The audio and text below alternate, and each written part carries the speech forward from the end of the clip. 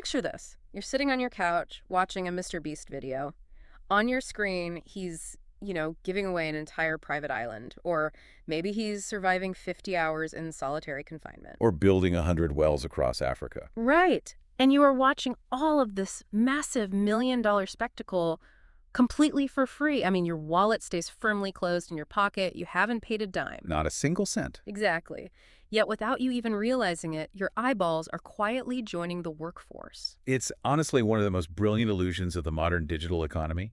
You feel like you're just a passive consumer enjoying some free evening entertainment. But you're not. No, not at all. In reality, you, the viewer, are the crucial gear driving this massive multi-million-dollar economic engine. And that is the central mystery we are diving into today. I'm your host, and welcome to today's deep dive. And I'm our resident media expert, super excited to be here. Because we really need to figure this out.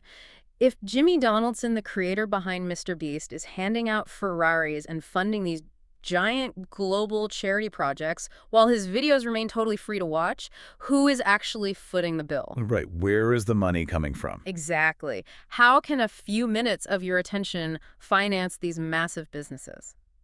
So we have a really fascinating stack of academic sources today, covering media economics, influencer marketing, and platform philanthropy. It's a great batch of research. It really is. And our mission today is to decode the MrBeast machine and understand exactly how human attention gets transformed into cold, hard cash and, real-world impact. Okay, let's unpack this, because while we think of YouTube as just this casual place for entertainment, these researchers suggest it's actually an intricate economic engine where attention is the primary currency.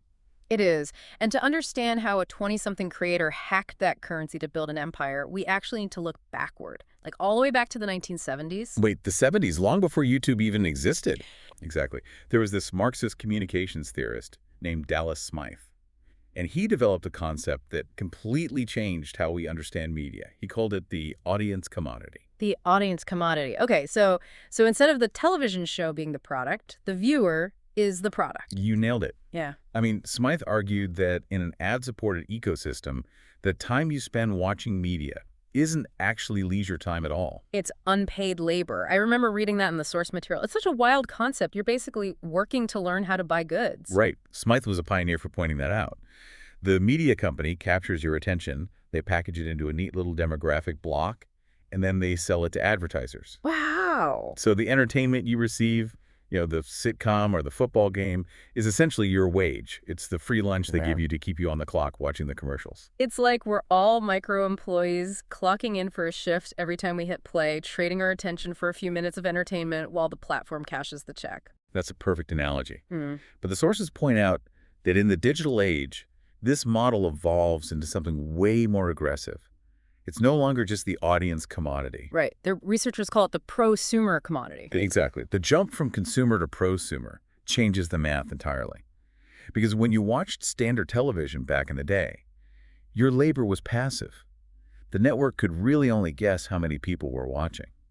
But on a digital platform, your labor is incredibly active. And more importantly, it's trackable. Highly trackable. I mean, your clicks, your likes, the exact second you pause or rewind a video, the comments you leave, all of this generates highly measurable data. Which the platforms track down to the millisecond, right? So they can calculate cost per view and cost per click. Yep, they take this highly targeted data and sell it to advertisers at an absolute premium.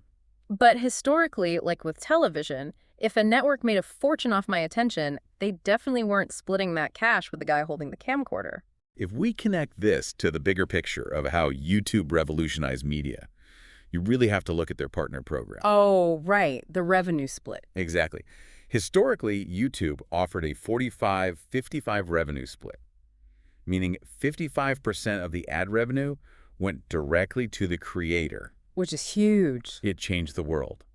Suddenly, there was a direct pipeline from your attention straight through the platform's ad system into an independent video maker's bank account. Okay, that establishes our baseline. Attention is quite literally money. Your eyeballs do the labor, the advertisers pay the platform, and the platform splits it with the creator. Here's where it gets really interesting, though. Oh, yeah?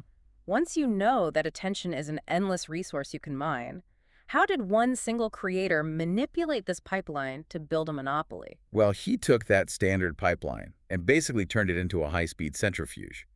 The academic research outlines what we can call the MrBeast flywheel. The flywheel, I love that term for it. It fits so perfectly, and it runs on a core paradox, which is spending seemingly reckless, enormous amounts of money actually generates more money. Because the spending itself becomes the spectacle, right? I mean, the researchers highlight this pivotal moment for Donaldson in 2017. The Quid sponsorship. Yes. Yeah. He got a $10,000 sponsorship from this app called Quid.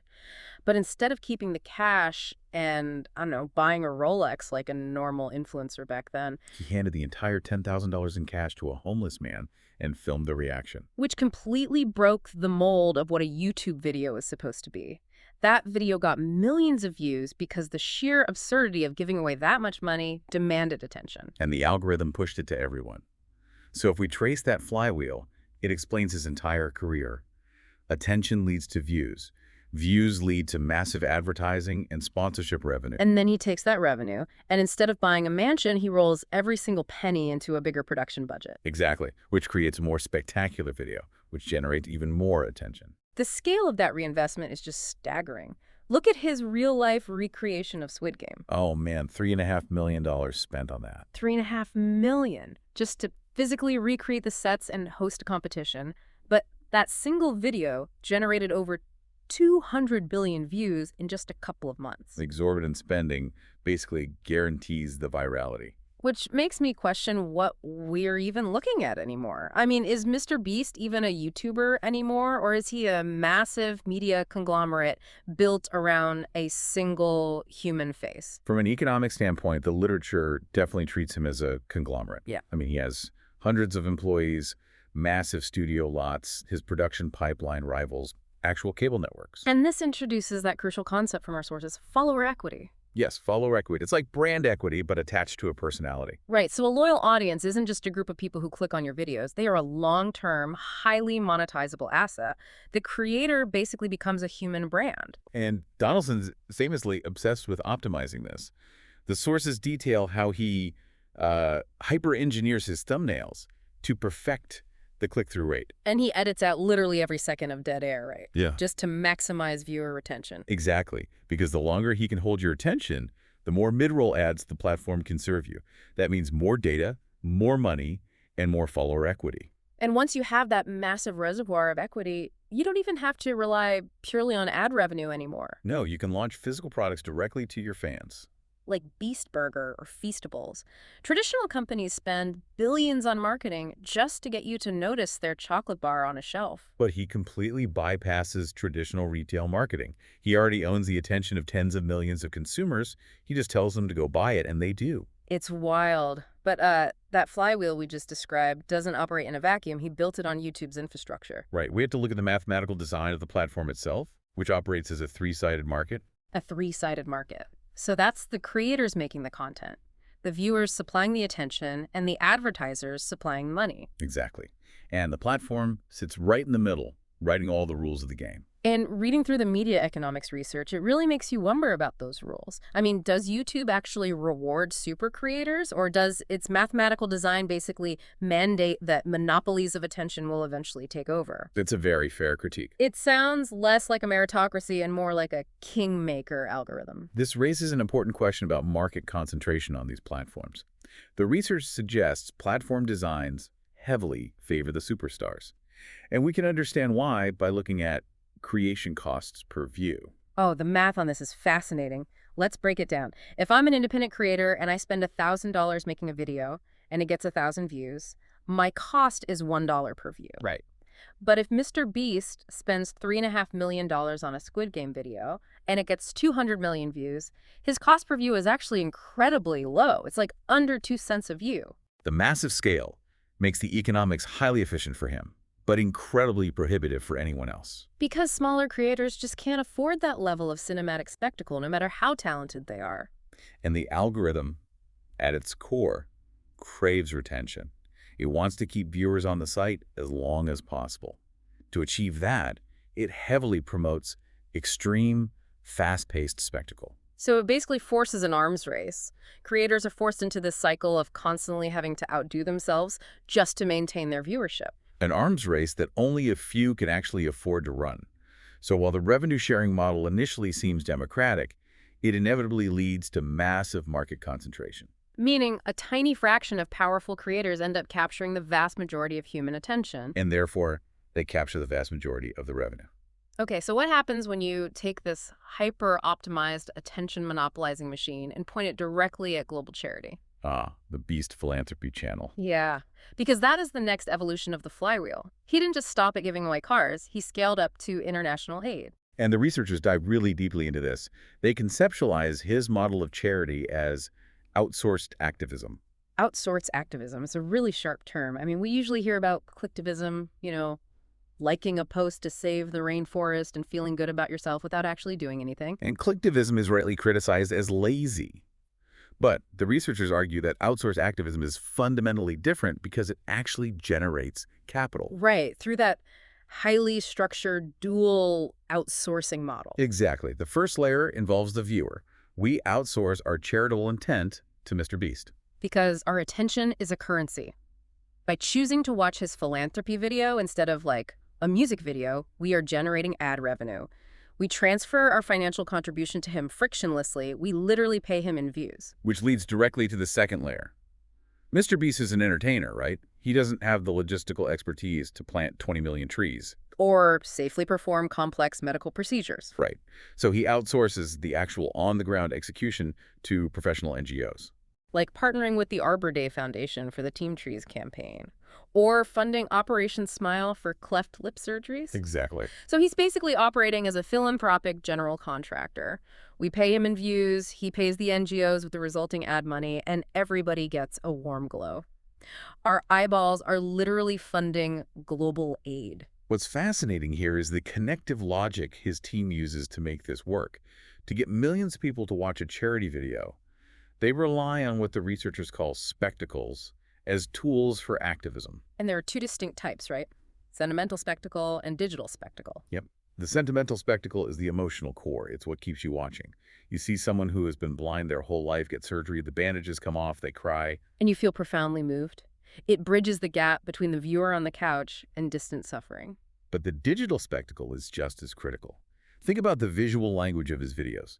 Massive on-screen counters, tracking donations, ticking clocks. Fast-paced animations, literal pallets of cash stacked in warehouses. It totally gamifies it.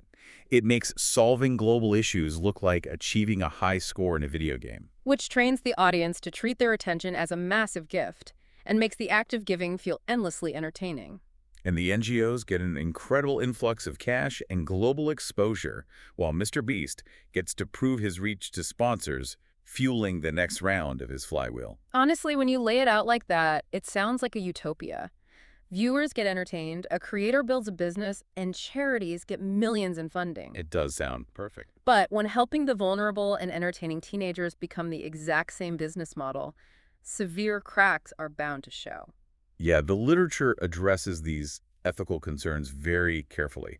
One of the primary critiques is the depoliticization of complex social issues. I've got to be honest, when I first read that in our sources, my initial reaction was kind of defensive. I mean, if a guy is using his YouTube money to build 100 wells for people who desperately need clean water, why critique his structural policies? It's a fair reaction. Right. I mean, those people have water today. Does the motive really matter if the result is that good? The immediate impact is undeniable, and the researchers definitely acknowledge that. However, the concept of depoliticization asks us to look at the larger system. Okay, how so? It warns that this model takes massive, historically complex, structural problems like systemic poverty or failing national health care and reduces them to simple technical problems.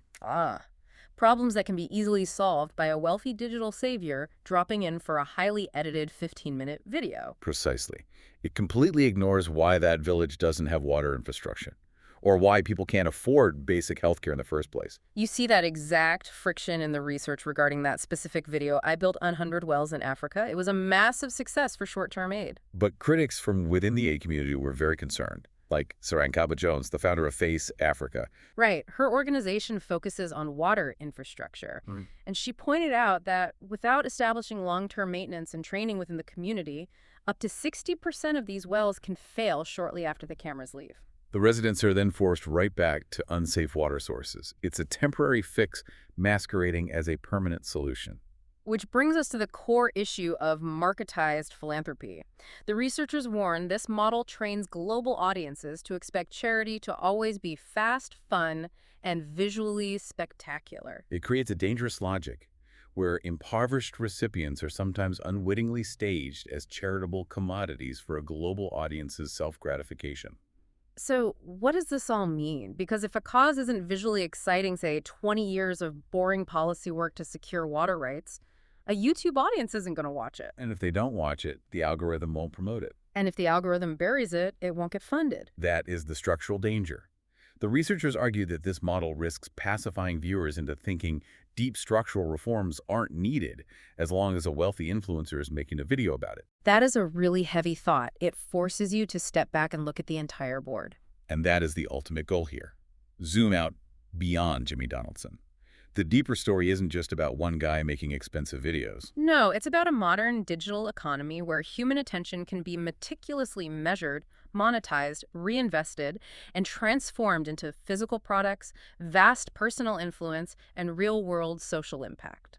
It leaves us with a profound question about society. Will future social change only happen if it can successfully go viral? If a human rights crisis doesn't make for a good thumbnail, does it just get ignored by the machine? It's definitely something to ponder. Thank you for walking through this with me. Thanks for having me. And thank you, the listener, for joining us on this deep dive. The next time you click on a free video, ask yourself, if you didn't pay for it with money, what exactly did you pay with?